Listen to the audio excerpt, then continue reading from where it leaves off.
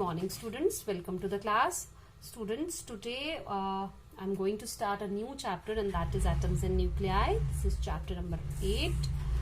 So in this chapter we are going to learn about the atoms and nuclei, means the structure of atom and the components of nuclei, the processes which are undergoing in the nuclei like radioactivity, etc. So first of all, I'll give you a brief history of the structure of atom. You all have been studying about the structure of atom right from your 7th class. Here we will see that how the modifications in the structure of atom took place, and finally what model and whose model are we following till today. So for your knowledge, first of all, I'll tell you that the first model of atom, the first atomic model of atom was proposed by J.J. Thomson in 1898. And according to that model, there was the positive and negative charge inside the atom. It was also known as the plum pudding model or the watermelon model. Like, you imagine that atom was just like a watermelon. The red matter in the watermelon is compared to the positive charge in it, and the seeds, the black seeds, were just like the electrons embedded in the positive charge. So it was also known as plum pudding model, like pudding, and the seeds of plum were the electrons embedded in the positive charge, you can say, which is like the pudding in the bowl. So that is why it was also known as the plum pudding model. Okay, J.J. Thomson's model, according to the J.J. Thomson's model, the positive and negative charge inside an atom was uniformly distributed. And this model was followed till 1911, when Rutherford performed an experiment which is known as Rutherford's experiment of scattering of alpha particles. And from that experiment he concluded certain things which discarded J.J. Thomson's atomic model, and then Rutherford's atomic model started being followed. So first of all, we will do the this scattering of alpha particles experiment. Actually, Rutherford performed this experiment earlier also. Few years back also he performed this experiment. He got certain observations, but he was not, you can say, sure about those calculations or observations which he has got from his experiment, which he performed earlier. And then in 1911, he suggested two of his students, Geiger and Marsden, to perform the same experiment again. So experiment was the scattering of alpha particles, and Geiger and Marsden made the same observations as he had made few years earlier. And then Rutherford made the conclusions and proposed a new model of atom, which was later on known as Rutherford's atomic model. So students, you know that whenever one thing is in tradition and some limitations are proposed, some limitations are imposed on them, only then the new thing is introduced.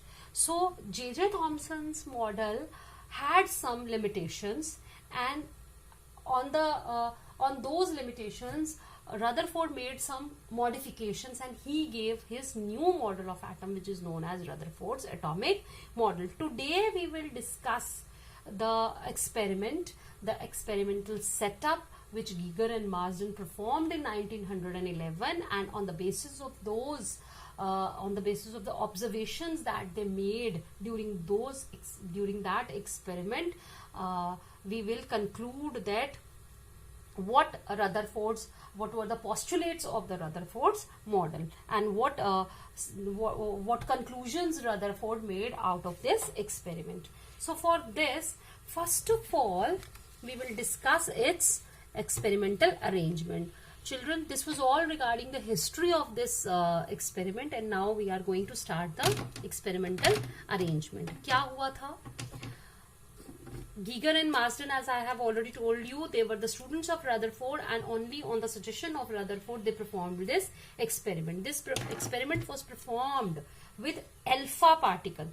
First of all, understand what is alpha particle. Alpha particle क्या होता है? Alpha particle is nothing but it is helium nucleus. All of you know कि helium nucleus के अंदर क्या होता है? बताओ. Helium nucleus has 2 protons and 2 neutrons. ठीक है. Alpha particle is basically helium 2 positive.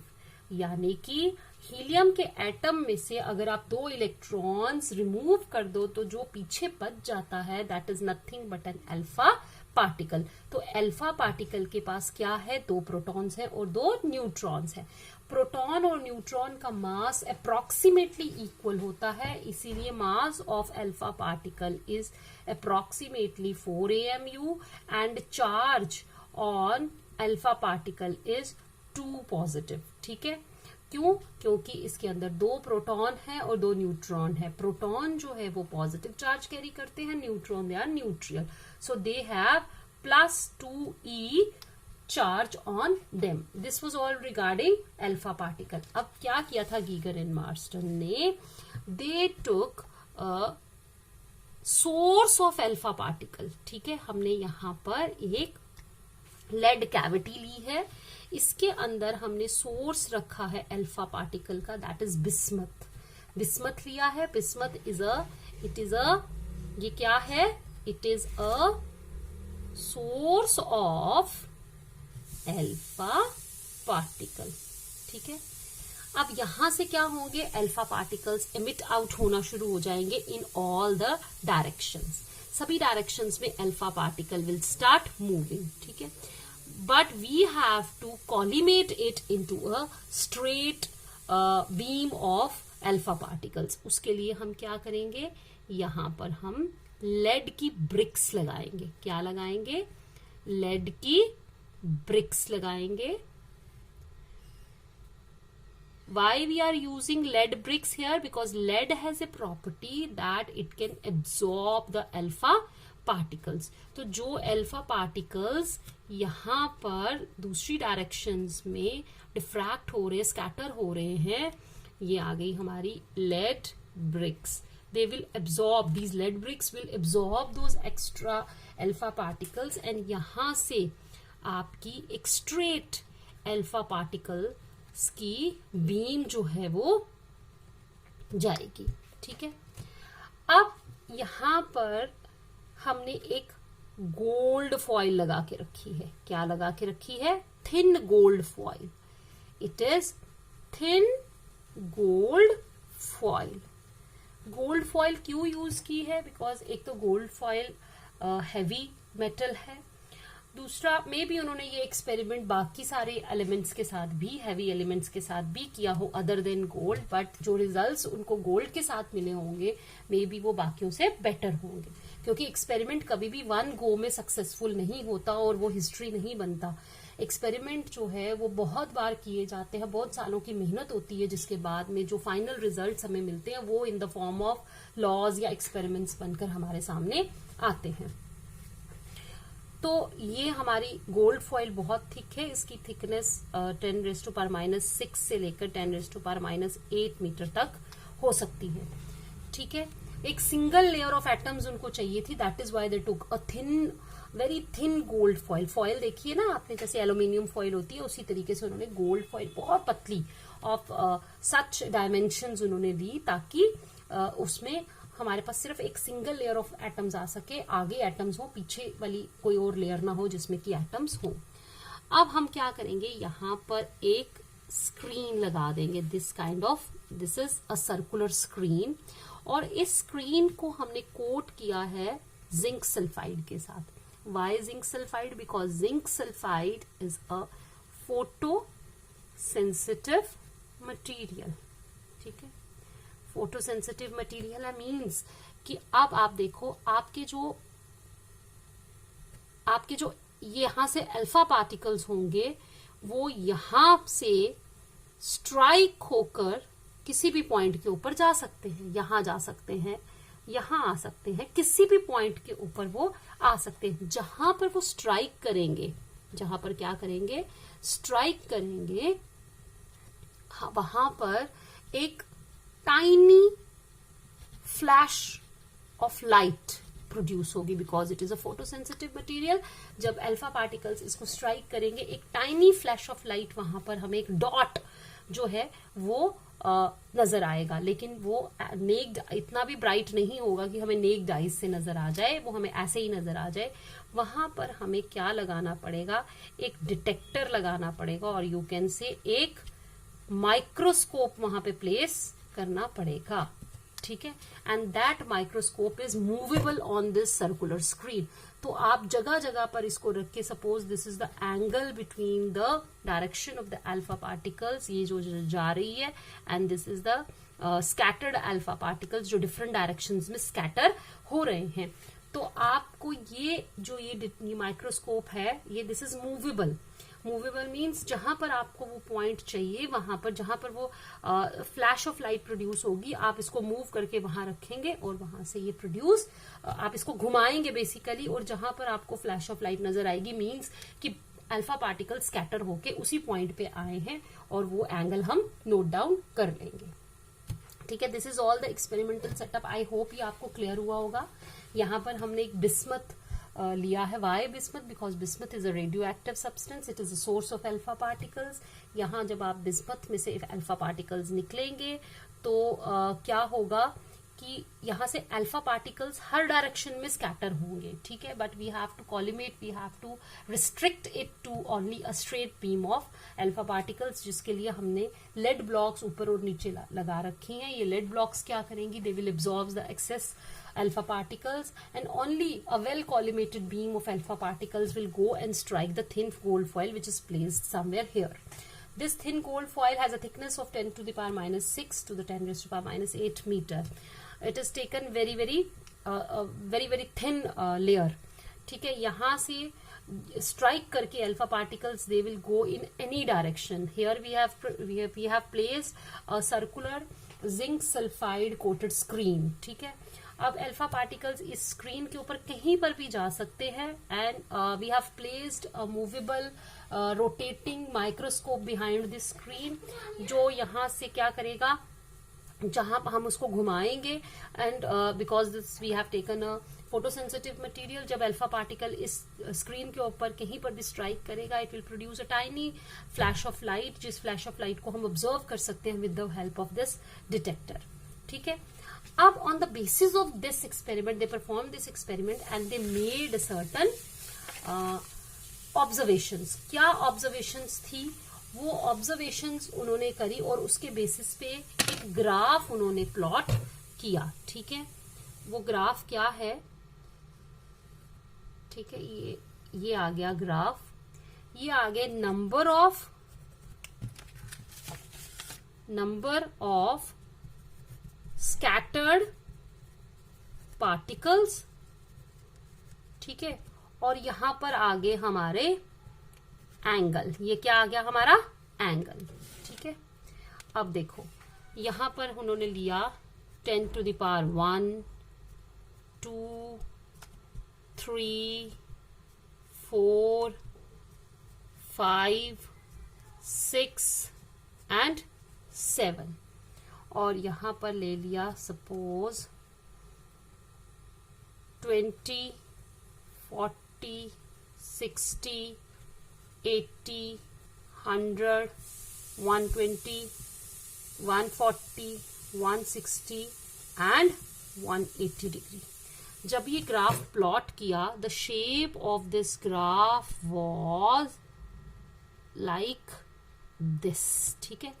इसके बीच में बहुत सारे पॉइंट्स हैं, यहाँ पे बहुत सारे पॉइंट्स होंगे, मैंने वो वाले पॉइंट्स प्लॉट नहीं किए हैं, पता नहीं कहाँ पर, तो आपने सिर्फ शेप देखनी है, बाकी पॉइंट्स को नहीं देखना, ठीक है। पता नहीं कौन से पॉइंट्स होंगे, वो हम वो पॉइंट्स को नहीं देख रहे, सिर्फ शेप ऑफ द ग्राफ ये आई थी। जो गीगर एंड मार्स्टन ने जो एक्सपेरिमेंट किया अल्फा पार्टिकल्स की स्कैटरिंग का, उसमें जो ग्राफ उनको मिला नंबर ऑफ स्कैटर्ड पार्टिकल्स और एंगल के बीच में, the shape of this graph was like that.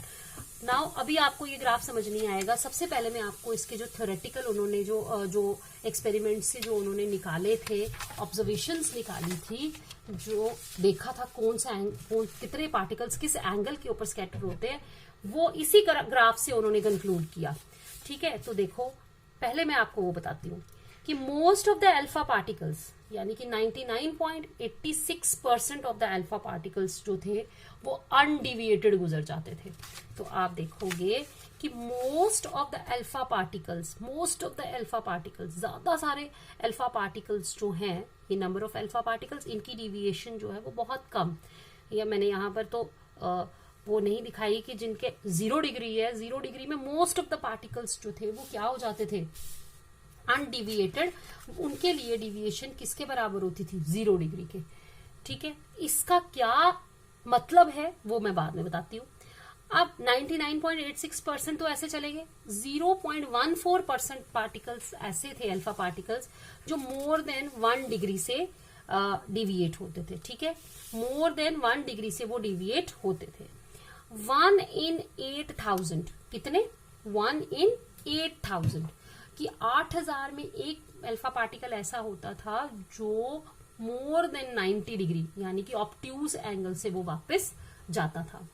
और 10 की पावर 6 यानी कि 1 मिलियन, 10 लाख में एक पार्टिकल ऐसा होता था जो 180 डिग्री से वापस जाता था. तो देखो ये ग्राफ ऐसा ही बन रहा है कि एक पार्टिकल किसमें, 1 मिलियन में एक पार्टिकल किससे वो हो रहा है, डिफ्लेक्ट हो रहा है 180 डिग्री से.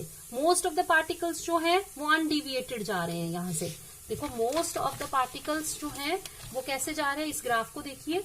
Most of the particles undeviated जा रहे हैं. उसके बाद बहुत कम परसेंटेज है पार्टिकल्स की, 0.14% है पार्टिकल्स की जो डिविएट होती है by an angle greater than 1 degree. 8,000 में एक पार्टिकल डिविएट होता है by angle more than 90 degree. और 10 लाख में, 1 मिलियन में एक पार्टिकल होता है जो डिविएट होता है थ्रू 180 डिग्री. तो ये ऑब्जर्वेशंस करी थी इस एक्सपेरिमेंट के बेसिस पर, ये ऑब्जर्वेशंस हुई. और देखो इन ऑब्जर्वेशंस का मतलब क्या है अब, कि ये ऑब्जर्वेशंस जो गीगर एंड मार्स्टन ने अल्फा स्कैटरिंग एक्सपेरिमेंट में की, क्या कंक्लूजन उन्होंने ड्रॉ किया. देखो सबसे पहले इसके लिए मैं आपको यहाँ पर एक डायग्राम बना के बताती हूँ कि सपोज ये हमारा क्या है, एटम है. क्या है ये, एटम है. और यहाँ पे कुछ है जहां पर पॉजिटिव चार्ज कॉन्सेंट्रेटेड है. ये हमने क्या ली,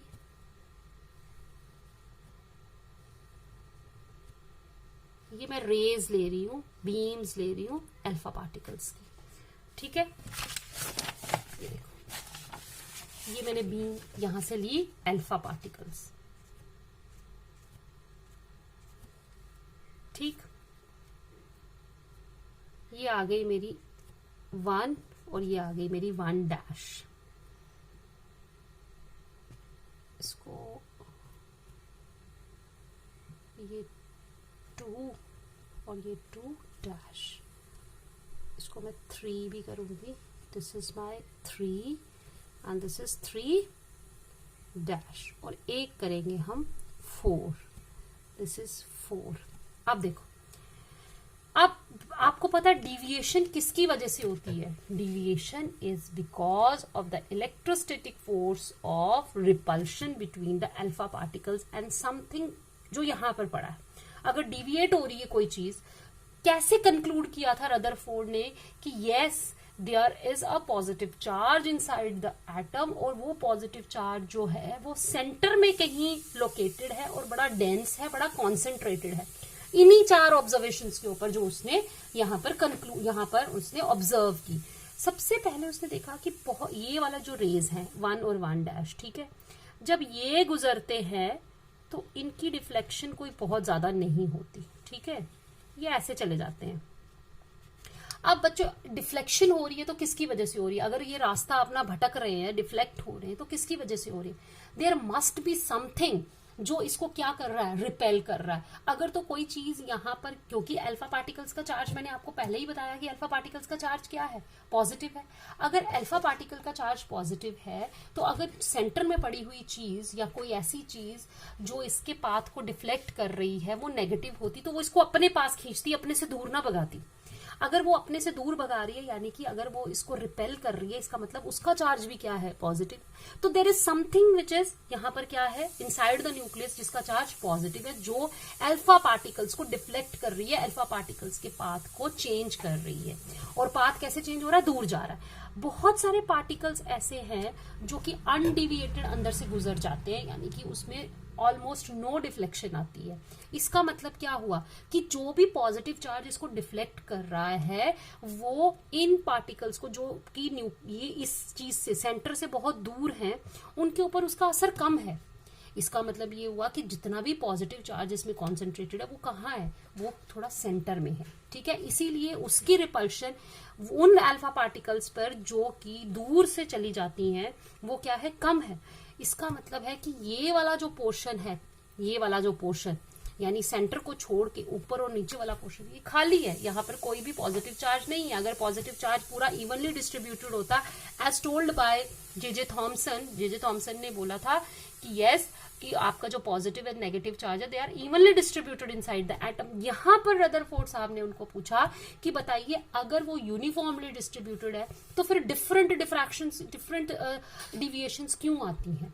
अगर यूनिफॉर्मली डिविएटेड होता तो जो इलेक्ट्रॉन्स, जो पॉजिटिव चार्ज इसके बीच में स्प्रेड होता वो यूनिफॉर्म होता, ठीक है। यहाँ हर जगह वो यूनिफॉर्म, जैसे उन्होंने प्लम पुडिंग मॉडल में बोला, वाटरमेलन मॉडल के लिए बोला कि वाटरमेलन मॉडल की तरह है कि जैसे सीड्स उसके अंदर रेड मैटर में यूनिफॉर्मली डिस्ट्रीब्यूट हुए होते हैं, उसी तरीके से हमारे एटम के अंदर पॉजिटिव चार्ज डिस्ट्रीब्यूट हुआ होता है। यहां पर आके जे थॉमसन का मॉडल फेल हो गया जब रदरफोर्ड ने ये वाला एक्सपेरिमेंट किया with the help of his students. उन्होंने कहा कि अगर वो यूनिफॉर्मली डिस्ट्रीब्यूट होता तो फिर डिफरेंट अमाउंट ऑफ डिविएशंस नहीं आती। हर एक अल्फा पार्टिकल जो है किसी भी डिस्टेंस से गुजरता, यहां से गुजरता, यहां से गुजरता, यहां से गुजरता, वो इक्वल अमाउंट ऑफ डिविएशन सफर करता, इक्वल आती, क्योंकि आपका जो अल्फा पार्टिकल है उसका चार्ज जो है दैट इज, वो क्या है, वो 4 उसका मास है, और चार्ज जो है that is double of the charge of the protons. तो पॉजिटिव चार्ज से तो वो डबल होता, ठीक है। तो वो भी प्रोटॉन्स को डिफ्लेक्ट कर सकता था, लेकिन यहाँ पे वो खुद डिफ्लेक्ट हो रहा है। इसका मतलब है कि जो चीज उसको डिफ्लेक्ट कर रही है, जो पॉजिटिव चार्ज उसको डिफ्लेक्ट कर रहा है, वो क्या है, वो बहुत कंसंट्रेटेड है, वो उससे ज्यादा ताकतवर है, उसमें उसका मास, उसमें उसका चार्ज जो है वो बड़ा डेंसली प्लेस्ड है, ठीक है। तो ये वाले पार्टिकल्स तो मोस्टली क्या हुए, अनडिविएटेड चले गए। अब क्या हुआ, यहां से जो आए वो थोड़े से और डिविएट हुए, ठीक है, उनका एंगल थोड़ा, उनकी डिविएशन इससे थोड़ी ज्यादा हुई, मतलब जैसे जैसे ये पास आता जा रहा है वैसे वैसे डिविएशन क्या हो रही है, ज्यादा होती जा रही है, ऑब्वियसली, क्योंकि जो फोर्स ऑफ रिपल्शन होती है that is inversely proportional to the distance. जितना वो पास आएगा उतनी फोर्स ऑफ रिपल्शन ज्यादा होगी। ये वाली जो देखो, ये पास है और इनमें जो डिफ्लेक्शन हुई इसकी वजह से ये मोर देन 90 डिग्री से वापस के, अब एक जो बिल्कुल इसके सेंटर पे जाके अटैक कर रही थी वो तो बिल्कुल ही रिट्रेस हुई थ्रू 180 डिग्री। कितने? Through 180 degree. तो ये बहुत कम पार्टिकल्स हैं जैसे मैंने आपको ऊपर बताया, लेकिन हुई। उन्होंने कहा कि अगर ये वाली जो रे बिल्कुल सेंटर से, एटम के सेंटर से गुजर के गई है, उसको इतनी ज्यादा किसी बॉडी की स्ट्रॉन्ग रिपल्शन को फेस करना पड़ा है कि वो बिल्कुल बाउंस होके वापस आई है। इसका मतलब है सेंटर में जो चीज है उसका पॉजिटिव चार्ज जो है वो बहुत ज्यादा है, यानी कि एटम का पूरा पॉजिटिव चार्ज जो है वो कहाँ कॉन्सेंट्रेटेड है, वो एक बिल्कुल छोटी सी जगह पे कॉन्सेंट्रेटेड है, जिसको कि उसने नाम दिया, रदरफोर्ड ने नाम दिया न्यूक्लियस का। किसका नाम दिया? न्यूक्लियस का। तो इन्हीं ऑब्जर्वेशंस के आधार पर उन्होंने कुछ कंक्लूजन्स जो थे वो ड्रॉ किए थे। वो कंक्लूजन्स क्या थे कि as most of the alpha particles pass straight through the foil, so most of the space within atom must be empty। क्योंकि आपने देखा बहुत सारे, यहाँ पहली ऑब्जर्वेशन यही थी कि most of the alpha particles went undeviated, कि ज्यादातर पार्टिकल्स जो थे वो अनडिविएटेड चले गए, उसमें डिविएशन नहीं हुई। क्यों डिविएशन नहीं हुई? क्योंकि इसीलिए उससे हमने कंक्लूड किया कि वहां पर मोस्ट ऑफ द स्पेस जो थी वो एम्प्टी थी। कैसी थी? एम्प्टी थी, क्योंकि कोई चीज वहां थी नहीं जो उसको डिफ्लेक्ट करती। फिर कहते हैं 0.14% ऑफ द पार्टिकल्स डिविएट।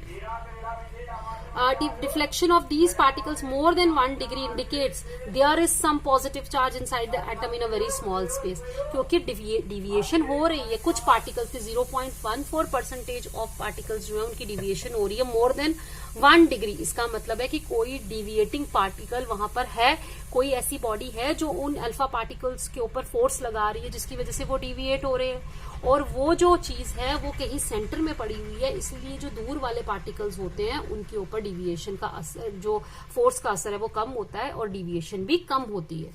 फिर डिविएशन ऑफ 1 अल्फा पार्टिकल, एक अल्फा पार्टिकल इन 10⁶, यानी कि 10 लाख में एक पार्टिकल जो है वो डिफ्लेक्ट हो रहा है बाय 180 डिग्री, वो ये बताता है। और वो पार्टिकल कौन सा होता है? जो सेंटर पे जाता है, जो सेंटर पे जाके अटैक करता है। तो इसका मतलब, क्योंकि जब आपके अल्फा पार्टिकल्स इसको स्ट्राइक कर रहे हैं तो करोड़ों में अल्फा पार्टिकल्स स्ट्राइक कर रहे हैं, कोई 1 2 4 नहीं कर रहे हैं, करोड़ों में अल्फा पार्टिकल्स स्ट्राइक कर रहे हैं। तो सारे अल्फा पार्टिकल जब स्ट्राइक कर रहे हैं तो वो एटम को कहीं, कोई किसी प्लेस पे जाके कर रहा है, कोई सेंटर में कर रहा है, कोई सेंटर से थोड़ा दूर है, ऊपर है। तो जो पार्टिकल्स एम्प्टी स्पेस से गुजरते हैं उन पे तो डिफ्लेक्शन का असर, कोई डिफ्लेक्शन होती नहीं, क्योंकि वो बहुत दूर है न्यूक्लियस के अट्रैक्शन से, न्यूक्लियस उसके ऊपर कोई सिग्निफिकेंट अट्रैक्शन नहीं लगाता। जो न्यूक्लियस के पास होते हैं उनके ऊपर उसकी अट्रैक्शन होती है, जो जितना पास होता है उतनी डिफ्लेक्शन उसमें ज्यादा होती है। तो जो पार्टिकल्स 180 डिग्री से डिफ्लेक्ट होके जा रहे हैं, इसका मतलब है उसके ऊपर तो बहुत ज्यादा फोर्स लगाई है, और वो फोर्स किसने लगाई है? वो बिल्कुल न्यूक्लियस ने लगाई है। क्योंकि जितना, यहीं से उन्होंने कंक्लूड किया कि भाई अल्फा पार्टिकल को अगर कोई पूरी तरह से बाउंस करके पीछे बैक 180 डिग्री से वापस धक्का मार के भेज रहा है, तो इसका मतलब है जो चीज वहां सेंटर में है वो बहुत ताकतवर है। यानी पॉजिटिव चार्ज तो डिफ्लेक्ट कर रहा है, डिफ्लेक्ट करने वाली जो ताकत है वो पॉजिटिव चार्ज है, लेकिन वो पॉजिटिव चार्ज कोई छोटा मोटा नहीं है, बहुत ज्यादा पॉजिटिव चार्ज है। किसमें? गोल्ड में। अब गोल्ड एक हैवी न्यूक्लियस है, उसके पास बहुत ज्यादा पॉजिटिव चार्ज होगा, तो वो सारा का सारा पॉजिटिव चार्ज कहां पर है? सेंटर में है। और जब alpha particle carrying 2 positive charge उसके ऊपर स्ट्राइक करता है, तो इतनी भारी जो पॉजिटिव चार्ज, इतना ज्यादा पॉजिटिव चार्ज जो कंसंट्रेटेड इनसाइड द न्यूक्लियस, उसको बहुत ज्यादा फोर्स से बाउंस करके बिल्कुल 180 डिग्री से उसको रिबाउंड कर देता है। तो यहां से ये जो डिस्कवरी थी वो न्यूक्लियस की हुई, कि क्या इंडिकेट किया कि when deflection of 1 alpha particle in 10⁶ alpha particles by 180 degree indicates, क्या इंडिकेट करता है कि जो भी आपका पॉजिटिव चार्ज है एटम के अंदर वो कॉन्सेंट्रेटेड है into a very extremely small space, and that small space is called nucleus. Deflection prove कर चुकी थी कि there is a positive charge, ठीक है, but different amount of deflection ये कहती थी कि वो जो पॉजिटिव चार्ज है वो यूनिफॉर्मली डिस्ट्रीब्यूटेड नहीं है, वो उसकी डिस्ट्रीब्यूशन जो है वो कुछ इस तरह से है कि most of the space is empty inside the atom and all the positive charge is concentrated in a very small, extremely small place, and that small place where entire positive charge of an atom is concentrated is known as nucleus. This was the significance and the conclusions, जिसको आप कह सकते हो conclusions that were drawn on the basis of the observations which Giger and Marsden collected from their experiment. ठीक है, Rutherford ने ये सारी चीजें फिर बाद में सम अप करके हमें इस तरीके से बताई। उसके बाद एक बहुत इंपॉर्टेंट चीज आती है और वो है distance of closest approach and estimation of nuclear size. ठीक है, अब हमें अभी तक हमें डायमेंशंस नहीं पता न्यूक्लियर साइज की, अब हम एस्टिमेट करेंगे कि आखिर जो न्यूक्लियस है उसका साइज, अप्रॉक्स साइज कितना है। ठीक है, एक चीज अभी तक आपको क्लियर हुई कि डिस्कवरी, क्योंकि ऑब्जेक्टिव में आता है who discovered nucleus, so discovery of nucleus was done by Rutherford. मैं बाद में जब इसके क्वेश्चंस कराऊंगी तो उसमें ये बताऊंगी, बट अभी आपको एक चीज ये क्लियर हो जानी चाहिए कि who discovered nucleus, Rutherford discovered nucleus, ठीक है। Now we will do distance of closest approach. So let us say कि ये आपका क्या है, एटम है। हम ये एटम लेते हैं और ये सपोज हमने ले लिया न्यूक्लियस, क्या ले लिया, और न्यूक्लियस के अंदर सारा पॉजिटिव चार्ज आपका कॉन्सेंट्रेटेड है। अब यहां पे मैंने ले लिया एक alpha particle. Now this alpha particle has mass as well as velocity. पहले डायग्राम समझिए, फिर मैं आपको बताती हूँ क्या है। अब इसके पास मास भी है और वेलोसिटी भी है। अल्फा पार्टिकल जब यहां से चलेगा it will have certain kinetic energy, इसके पास काइनेटिक एनर्जी होगी। अब ये क्या करता है, अब ये पॉजिटिव चार्ज, आपको पता है न्यूक्लियस का पॉजिटिव चार्ज है, इसके पास भी पॉजिटिव चार्ज है। ये पॉजिटिव चार्ज लगातार जब जब ये अल्फा पार्टिकल इसके पास क्या कर रहा है, जा रहा है, ये अल्फा पार्टिकल इसके पास अप्रोच कर रहा है, but nucleus at the same time इसको क्या कर रहा है, रिपेल कर रहा है। क्या कर रहा है, because this is having alpha particle is having positive charge and the nucleus जिसके पास ये जा रहा है वो भी, उसका चार्ज भी क्या है, पॉजिटिव है। तो ये वाला पॉजिटिव चार्ज जो कि ज्यादा है, तो ये लगातार इसको क्या कर रहा है, रिपेल कर रहा है, ठीक है। बट फिर भी ये अल्फा पार्टिकल इसके पास अप्रोच किए जा रहा है। जो वो अल्फा पार्टिकल इसके पास अप्रोच कर रहा है उसको लड़ने की ताकत, इसकी कोलम्बिक फोर्स ऑफ रिपल्शन से लड़ने की ताकत कहां से आ रही है, अपनी काइनेटिक एनर्जी के दम पे लड़ रहा है वो। उसके पास काइनेटिक एनर्जी है, वो काइनेटिक एनर्जी वो खर्च करके यहाँ पर जो कोलम्बिक फोर्स ऑफ रिपल्शन इसके ऊपर लग रही है उसके अगेंस्ट वो वर्क कर रहा है, ठीक है। वो वर्क कर रहा है। हो सकता है वो बेचारा यहाँ पहुंचा और उसकी सारी काइनेटिक एनर्जी खत्म हो गई। अब जितनी काइनेटिक एनर्जी वो कैरी कर रहा था अकॉर्डिंग टू इट्स वेलोसिटी, तो वो यहाँ पर आके उसकी काइनेटिक एनर्जी जो होती है इस पॉइंट के ऊपर आके वो खत्म हो जाती है, क्योंकि अभी तक तो बेचारा यहाँ तक वो लड़ता लड़ता आ गया, किसके साथ, न्यूक्लियस के कोलम्बिक फोर्स के साथ, जो रिपल्सिव फोर्स न्यूक्लियस उसको ऑफर कर रहा है उसके साथ लड़ता लड़ता वो अपने काइनेटिक एनर्जी के दम पर यहाँ पहुंच गया। लेकिन जब वो यहाँ पहुंचा तो उसकी सारी काइनेटिक एनर्जी खत्म हो गई। तो अब क्या होगा, वो यहाँ आकर रुक जाएगा। यहाँ आया और उसकी वेलोसिटी 0 हो गई। अब यहाँ पर इसकी काइनेटिक एनर्जी जो यहाँ पर थी वो यहाँ आके 0 हो गई है, लेकिन वो kinetic, according to the law of conservation of energy, kinetic energy जो है वो किसी और फॉर्म में कन्वर्ट होनी है, तो वो सारी की सारी काइनेटिक एनर्जी कन्वर्ट हो जाती है in the electrostatic potential energy, और यहाँ आके आपका अल्फा पार्टिकल रुक जाता है। तो अगर ये आ गया आपका न्यूक्लियस का सेंटर, तो ये डिस्टेंस जहां तक, यहां से लेकर यहां तक, ठीक है, ये पहुंचा। अब ये डिस्टेंस आर ओ यानी कि न्यूक्लियस से उस अल्फा पार्टिकल का डिस्टेंस जहां तक वो बेचारा पहुंच पाया, इसको कहते हैं distance of closest approach, is called the distance of, क्या बोलेंगे इसको, distance of closest approach.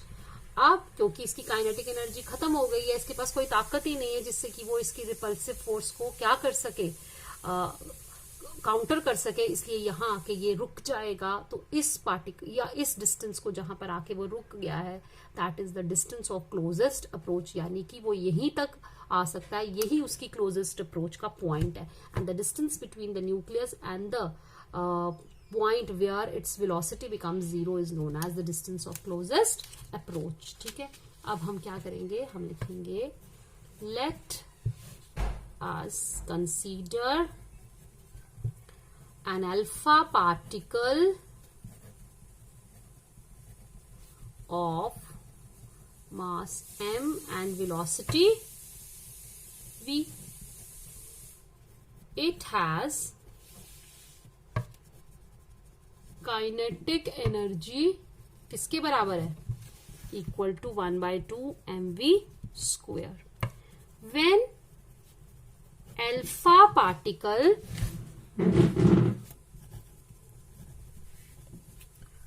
starts approaching nucleus, it is acted upon by Coulombic force of repulsion by nucleus, which is it is acted upon by Coulombic force of repulsion, which is done, which is overcome, आप कह सकते हो, which is overcome at the expense of its kinetic energy. ठीक है, इसका मतलब क्या हुआ? It means work done against the force of repulsion is at the cost of its kinetic energy. Hence, kinetic energy is progressively क्या हो रही है वो? Decreasing and converted into electrostatic potential energy. अब देखो, at the distance of closest approach, closest approach के distance पे क्या होगा? हम कहेंगे according to the law of conservation of energy, ठीक है, यहां पर kinetic energy initial plus potential energy initial is equal to इस पॉइंट पर kinetic energy final plus potential energy final. यहां पर काइनेटिक एनर्जी किसके बराबर होगी? आपकी 1/2 mv². और यहां पे पोटेंशियल एनर्जी कितनी होगी? 0. क्यों? क्योंकि अगर आप वो वाला फॉर्मूला भी लेकर चलो, ये डिस्टेंस हमने यहां से न्यूक्लियस के यहां तक का डिस्टेंस हमने ले लिया इन्फिनिटी. तो बताओ पोटेंशियल एनर्जी का फॉर्मूला क्या होता है? अगर आप इलेक्ट्रोस्टैटिक्स चैप्टर आपने अच्छे से किया है, that is equal to K Q1 Q2 upon R. ठीक है, तो अगर ये डिस्टेंस न्यूक्लियस का यहां तक अल्फा पार्टिकल का इनिशियल स्टार्टिंग में हम लोग क्या ले? इन्फिनिटी ले, तो ये आ जाएगा Q1 Q2 upon infinity and that is equal to 0. तो मेरी पोटेंशियल एनर्जी इनिशियल कितनी आ गई? 0. काइनेटिक एनर्जी फाइनल, अब फाइनली यहां तो वेलोसिटी 0. ठीक है, तो ये फाइनल एनर्जी मेरी जो है वो यहां पर 0 हो गई. और पोटेंशियल एनर्जी इस पॉइंट पे जब डिस्टेंस इसका RO है तो वो कितनी होगी? Using this formula K Q1 Q2 upon RO. ठीक है, यहां से मैं ये लगाऊंगी, it is equal to K Q1 कितना है मेरा? Q1 is charge this, it is equal to 2E. और Q1 जो है वो मेरा प्लस 2E आएगा क्योंकि वो अल्फा पार्टिकल है. एंड Q2 जो है वो मेरा किसके बराबर आएगा? Q2 क्या है? गोल्ड का nucleus, that is equal two plus ZE. तो मेरा ये ZE, क्योंकि Z होता है एटॉमिक नंबर, E होता है चार्ज ऑन वन प्रोटॉन या इलेक्ट्रॉन जो भी है, तो अपॉन. ठीक है, यहां पर क्योंकि मैं न्यूक्लियस ले रही हूं इसलिए मुझे प्रोटॉन लेना है. ये मेरा आ गया 2K ZE² अपॉन RO. ठीक है, अब देखो यहां पर this is 1/2 mv². This is kinetic energy, इसको मैं काइनेटिक एनर्जी ही लिखती हूं. मुझे यहां से डिस्टेंस ऑफ क्लोजेस्ट अप्रोच चाहिए, वो आ जाएगा 2K ZE². ठीक है, अपॉन आ गया काइनेटिक एनर्जी. अब मैं अगर इसमें सभी वैल्यूज सब्स्टिट्यूट करूं, स्टार्टिंग में जब हमने प्रैक्टिकल ये एक्सपेरिमेंट किया था तो जो काइनेटिक एनर्जी होती है वो मैक्सिमम काइनेटिक एनर्जी हम 7.7 मेगा इलेक्ट्रॉन वोल्ट लेते हैं अल्फा पार्टिकल्स की, जिन अल्फा पार्टिकल्स के साथ हम ये एक्सपेरिमेंट स्टार्ट किया है हमने। तो अगर मैं सारी वैल्यूज इसमें डालूं, ठीक है, के की वैल्यू यू नो, के की वैल्यू कितनी होती है 1.4 pi epsilon naught is equal to 9 into 10⁻⁹। यहाँ पे z की वैल्यू है 79 और E की वैल्यू है 1.6 इंटू 10⁻⁻19 कूलम्स। और अगर मैं और के की वैल्यू ले ली हमने 7.7 mega electron volt, substituting all these values, ठीक है, सब्सटीट्यूटिंग ऑल दीज वैल्यूज, ये सारी वैल्यूज अगर मैं सब्सटीट्यूट करूं तो मेरा जो आरओ निकलता है that is approximately equal to 3 into 10⁻⁻14 metre and that is approximately 30 into 10⁻⁻15 metre, यानी कि वो होगा 30 फर्मी के बराबर। किसके? 30 फर्मी के बराबर। इसका मतलब है ये जो डिस्टेंस है वो 30 फर्मी के बराबर है। साइज ऑफ द न्यूक्लियस तो इससे छोटा है, ये डिस्टेंस तो न्यूक्लियस से बड़ा है। क्यों बड़ा है? क्योंकि अल्फा पार्टिकल्स यहाँ रुक गए हैं, वो न्यूक्लियस के अंदर नहीं गए हैं, तो ये न्यूक्लियस से बड़ा है। इसका मतलब है यहाँ से हमें सिर्फ न्यूक्लियर साइज का एस्टिमेट पता चलता है कि न्यूक्लियर साइज जो है दैट इज न्यूक्लियर, मैं यहाँ साइड पे लिखती हूँ, न्यूक्लियर साइज इज अप्रोक्सीमेटली या कह सकते हो is of the order of Fermi. वो फर्मी यानी 10⁻⁻15 मीटर के ऑर्डर का होता है। वो कितना होता है वो अभी हम आगे फाइंड आउट करेंगे, ठीक है। तो ऑर्डर हमें पता चल गया कि एटम के अंदर जो न्यूक्लियस है उसका साइज अप्रोक्सीमेटली 10⁻⁻15 मीटर के आसपास लगभग है, क्योंकि हमने रेडियस क्लोजेस्ट अप्रोच का डिस्टेंस निकाला। उसके क्लोजेस्ट अप्रोच के डिस्टेंस जो है वो हमेशा साइज ऑफ द न्यूक्लियस से ज्यादा होगा, क्योंकि जो अल्फा पार्टिकल है वो उससे दूर थोड़ा पहले ही रुक गया, वो अंदर नहीं गया है। तो ऑर्डर तो सेम होगा। अगर ये 30 फर्मी है तो वो हो सकता है कि 3 फर्मी हो या 2 फर्मी हो, लेकिन 10⁻⁻15 जो है वो सेम रहेगा। तो this gives us an estimation of the nuclear size. I hope बच्चे आपको ये समझ आया होगा। In case if you people have any doubt you are free to ask me. Till my next video, good bye, thank you, stay home, stay safe.